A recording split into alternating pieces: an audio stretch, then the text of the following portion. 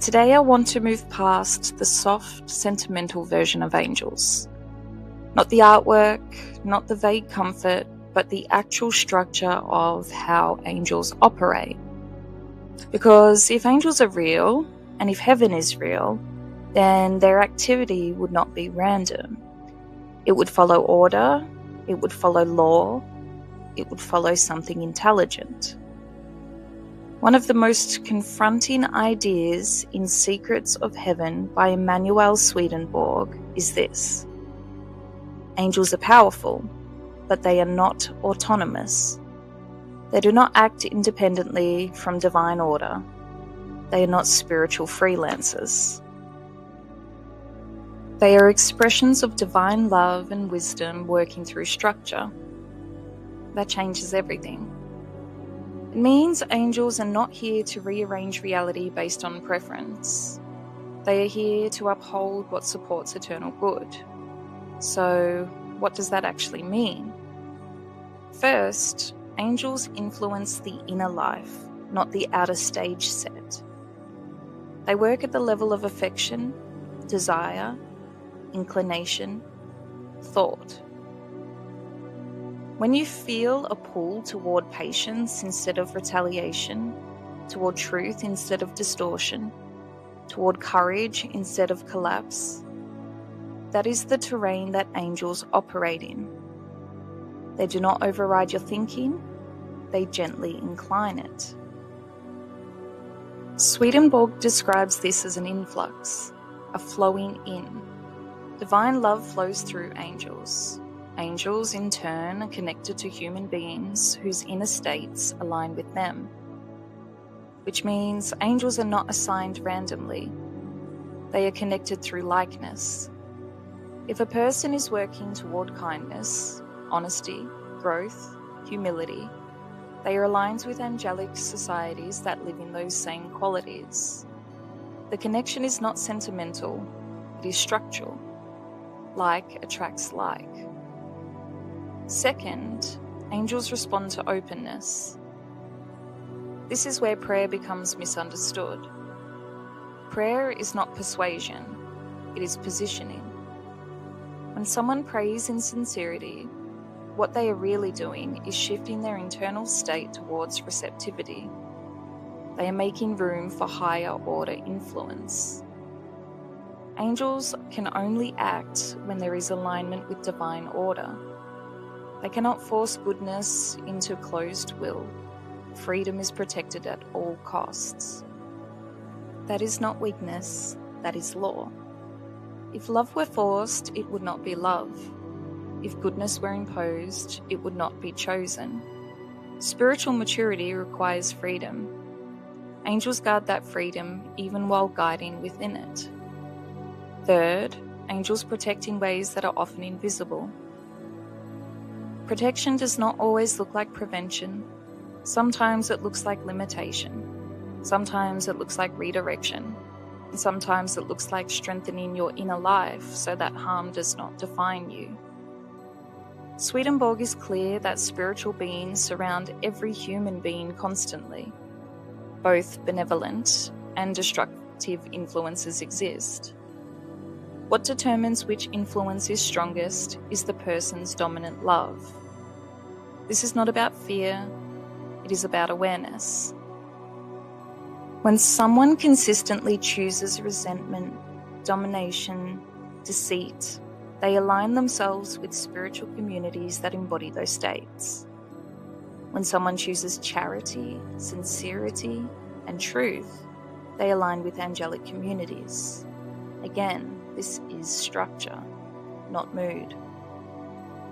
Angels are powerful because they operate from divine law. They do not react emotionally, they act according to eternal order.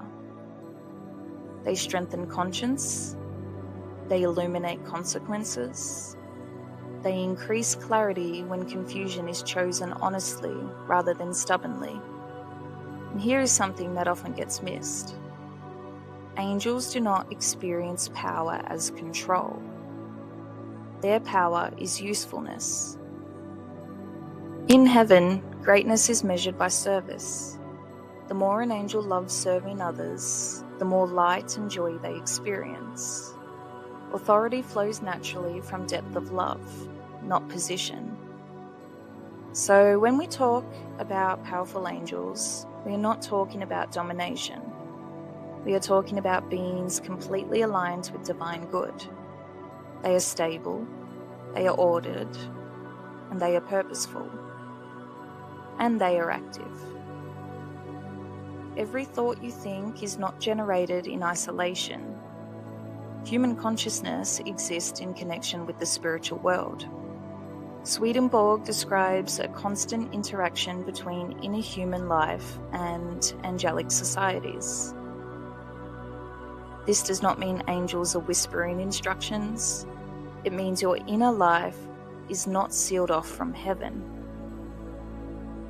When you are moved by compassion unexpectedly, when you feel strengthened during moral struggle, when clarity comes after sincere reflection, that is the kind of activity angels participate in. But they never take over. Freedom remains intact. That is why openness matters so much. You cannot demand angelic intervention while clinging tightly to what blocks it. Alignment is the doorway. Openness to truth, openness to correction, openness to growth, openness to what is eternally good rather than temporarily convenient. Angels respond to that state immediately because that state corresponds with heaven itself. So the power of heaven's angels is not theatrical, it is architectural. It sustains structure, it preserves freedom, it upholds order. It strengthens the human will toward what is genuinely good. And this is where it becomes practical. If you want to experience angelic presence more clearly, begin by examining your dominant loves. What do you protect most fiercely? Pride or integrity? Control or truth? Appearance or sincerity? Angels align with sincerity. Not perfection, sincerity. The moment someone turns honestly toward what is good, even imperfectly, that turn creates spiritual alignment. Angels are already present. They are already active. But their influence becomes more perceptible when the inner life shifts towards openness. This is not mystical fantasy, it is a structured spiritual worldview. Heaven is organized, angels are ordered, influence follows alignment, and freedom remains sacred. So instead of asking, why don't angels fix everything? Perhaps the better question is, where am I positioned internally? Because angels, as powerful, active presences, are not absent. They are working within divine order every moment. And when your will leans toward what is good and true, their strength flows more freely into your life. That is not sentimental comfort, that is spiritual architecture.